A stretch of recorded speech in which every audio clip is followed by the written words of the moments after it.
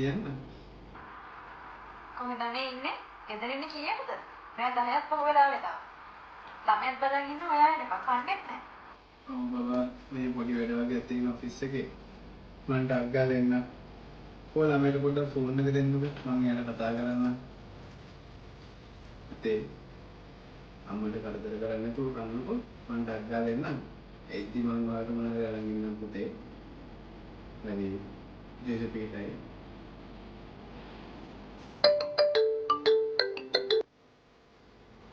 Boss කියන්නේ. ඔව් boss ඒ වැඩේ කරන ගමන් තමයි ඉන්නේ. තව පැය භාගයක් විතර යනවා බොස් ඉවර කරන්න. තමසල අන්තිමයි යෝයි. මම මේ ෆැමිලි එකත් එක්ක එළියට යන ගමන් ඉන්නේ. ඉක්මනට ඔබ ඉවර කරලා එවනවා. හරි මම ඉක්මනට ඉවර කරන්නම් බොස්. බොස් පරිස්සමෙන් යන්නකෝ. හරි.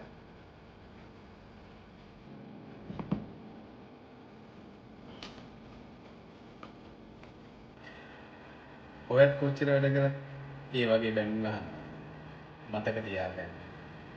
පොඩි ගහක් වුණත් මහා වෘක්ෂයක් වෙන්නේ අවුවට, වැස්සට, කුණාටු වලට වගේ හැම දෙයකටම පොරොත්තු දෙනවා. ඔයාගේ ආයතනේ ඒ වගේ. ජය වේවා.